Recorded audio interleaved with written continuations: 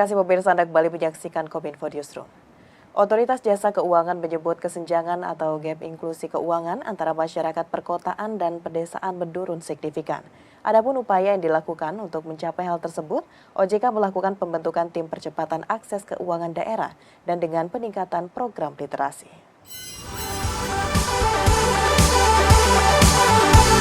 Dalam rangka mencapai target inklusi keuangan 90% pada tahun 2024 dan mengurangi ketimpangan di Indonesia melalui peningkatan literasi dan inklusi keuangan, Otoritas Jasa Keuangan mengadakan seminar on Financial Inclusion, Accelerating Financial Inclusion to Empower Remote Regions and Rural Communities of ASEAN dengan harapan dapat menjadi wadah pertukaran gagasan bagi stakeholder sektor publik maupun swasta untuk dapat memahami tantangan dalam meningkatkan literasi dan inklusi keuangan di negara-negara ASEAN. Ketua Dewan Komisioner Otoritas Jasa Keuangan Mahendra Siregar dalam sambutannya melaporkan, tingkat eksklusi atau ketiadaan keuangan di ASEAN menurun secara signifikan dari 46% menjadi 22,6% sepanjang tahun 2017 hingga 2022. Diketahui terdapat visi ASEAN 2025 yang berupaya memajukan inklusi atau ketersediaan keuangan ASEAN, diantaranya menurunkan rata-rata eksklusi keuangan di ASEAN dari 44% menjadi 30%, kemudian meningkatkan kesiapan infrastruktur keuangan dari 70%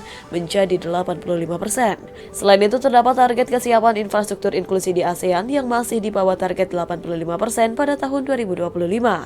Di Indonesia, peluang signifikan untuk mempercepat inklusi keuangan di era teknologi ini adalah dengan pemanfaatan layanan keuangan. Diperlukan 3 landasan penting untuk memfasilitasi adopsi layanan keuangan digital.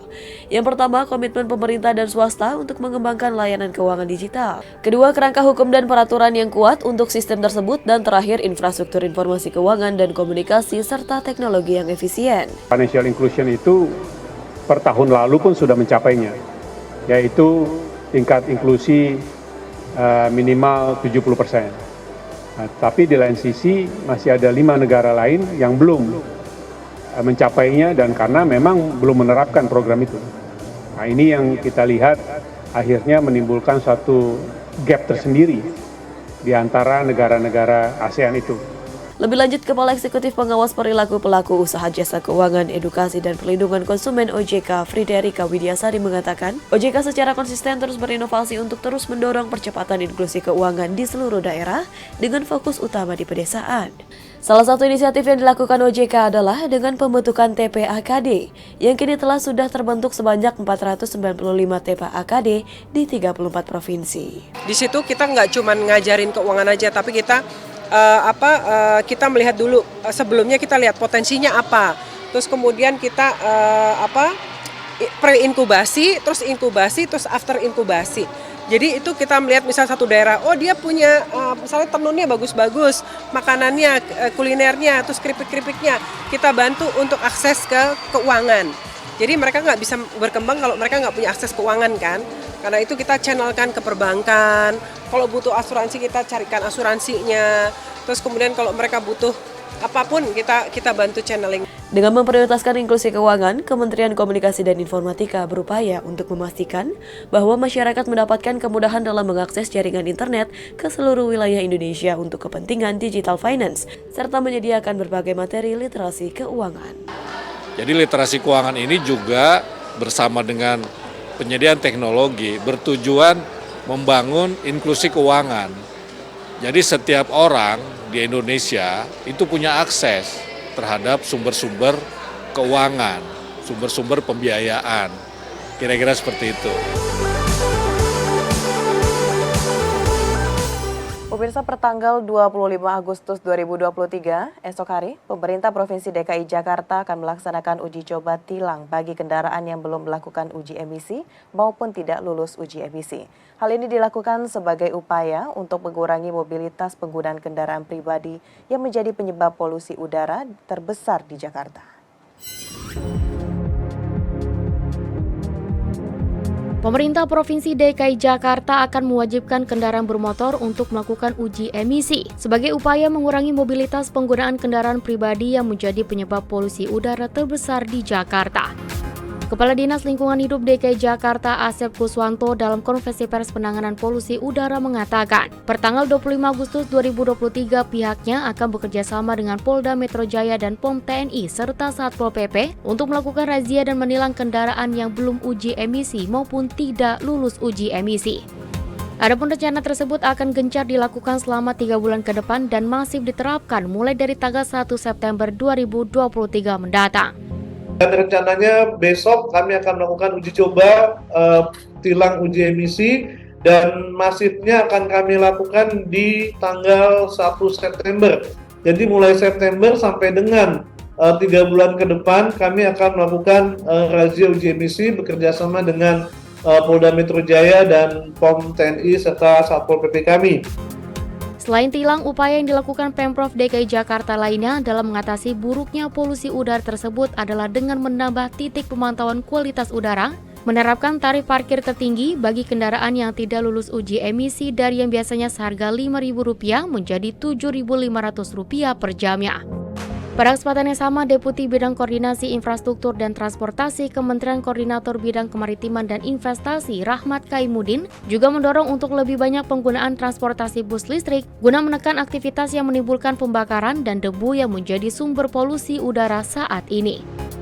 Ia pun mengajak kepada masyarakat untuk segera beralih menggunakan kendaraan listrik melalui berbagai program yang diluncurkan pemerintah, termasuk dengan memberikan insentif Rp7 juta untuk setiap pembelian kendaraan motor listrik di Indonesia. Kemudian dari sisi setiap kendaraan yang keluar, bagaimana caranya emisinya itu lebih berkurang juga. Ya, kalau bisa dia menggunakan kendaraan listrik, kebetulan sudah banyak sekali program yang kita berikan oleh pemerintah pusat untuk elektrifikasi kendaraan bermotor ini. Misalnya pembelian kendaraan motor listrik dapat 7 juta. Nah, minggu depan, mudah-mudahan ya, insya Allah minggu depan akan keluar peraturan revisi yang memungkinkan untuk semua orang selama dia WNI, punya KTP, usia 17 tahun, akan juga bisa mendapatkan bantuan pemerintah ini. Pemirsa, kehadiran industri mempunyai dua sisi. Satu sisi memberikan dampak positif bagi perekonomian nasional dan penyerapan tenaga kerja. Namun di sisi lain memiliki konsekuensi pencemaran lingkungan. Mencegah kerusakan lingkungan lebih masif, Kementerian Perindustrian secara bertahap memastikan sektor industri menerapkan prinsip industri hijau. Prinsip industri hijau menjadi citra positif sektor industri di masa depan.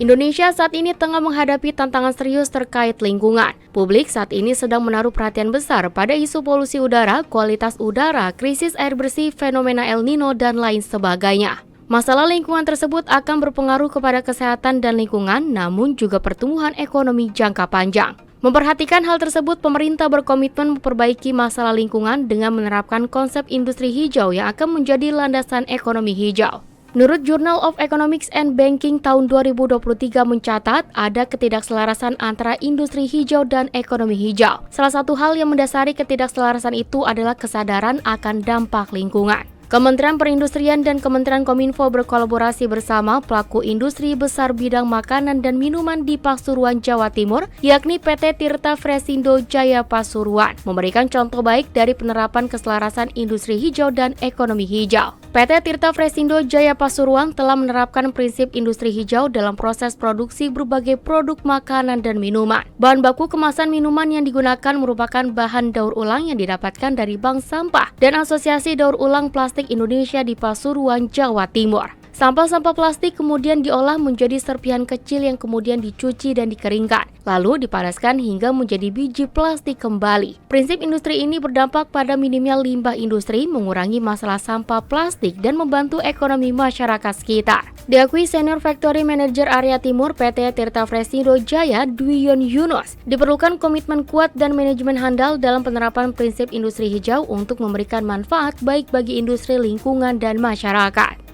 Kunci sukses yang pertama adalah adanya komitmen manajemen.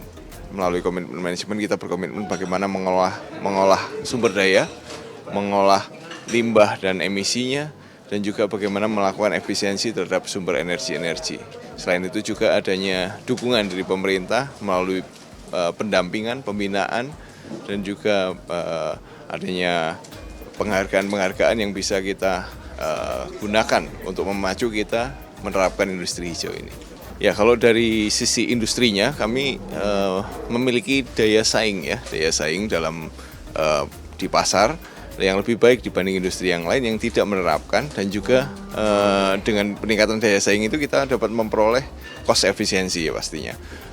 Kalau bagi masyarakat, kita melibatkan masyarakat secara luas, bagaimana kita mengumpulkan sampah, bagaimana kita melakukan proses recycle, dan bagaimana kita melakukan proses daur ulangnya. Itu yang bagi masyarakat akan berdampak secara langsung. Kalau dari lingkungan, bagaimana kita dengan menerapkan industri hijau ini, kita dapat melestarikan, menjaga kelestarian lingkungan lebih baik, sehingga dapat bermanfaat bagi anak dan cucu kita.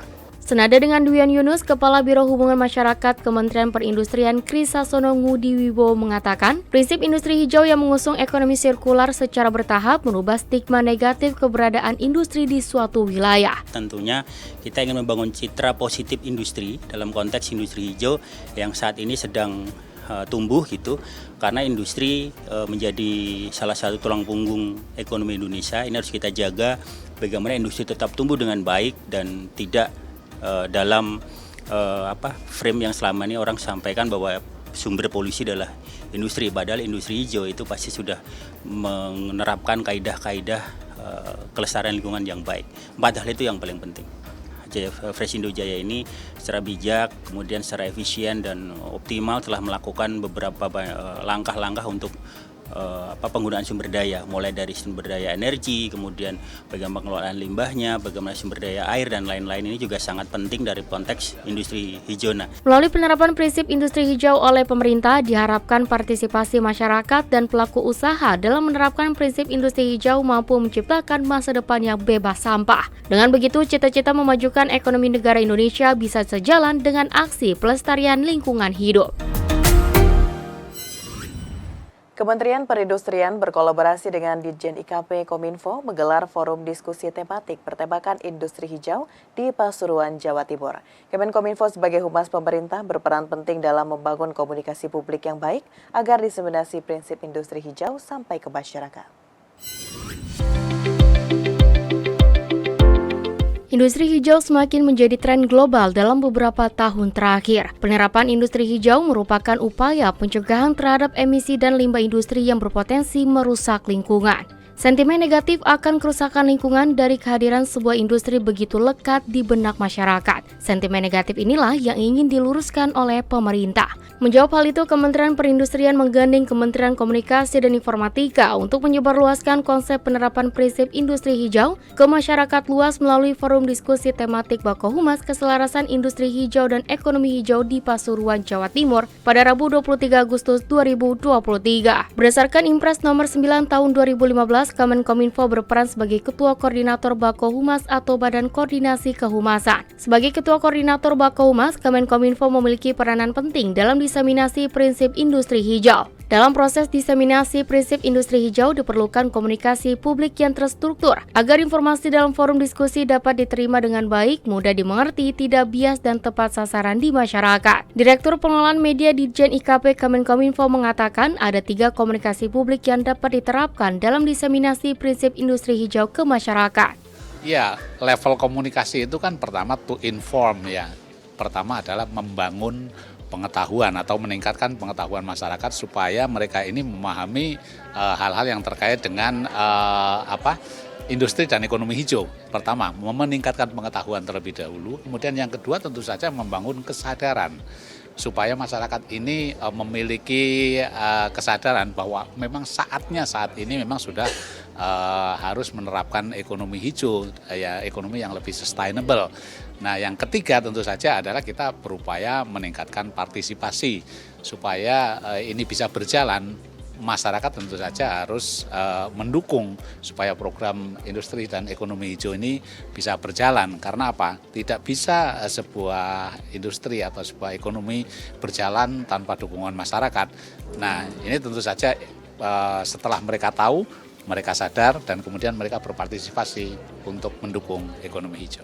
Tidak hanya sebatas memberikan edukasi dan informasi prinsip industri hijau, melalui komunikasi publik Kemenkominfo ingin memberikan citra positif dan membangun hubungan baik bagi masyarakat dan industri. Dalam diseminasi prinsip industri hijau, Kemenkominfo menggunakan berbagai kanal media massa yang dikelola oleh Ditjen IKP Kemenkominfo sendiri. Dengan demikian, komunikasi publik menjadi kontribusi besar Kemenkominfo di setiap forum tematik Bako Humas, termasuk dalam forum tematik industri hijau dan ekonomi hijau di Pasuruan, Jawa Timur. Komunikasi publik yang dilakukan Kemenkominfo menjadi jembatan yang menghubungkan informasi dan pemahaman mengenai praktik-praktik terbaru dalam industri dan ekonomi hijau kepada masyarakat, pelaku bisnis, organisasi pemerintah dan non-pemerintah, dan industri. Diharapkan dari komunikasi publik ini berbagai pihak mampu berkontribusi dalam pembangunan industri berkelanjutan yang ramah lingkungan.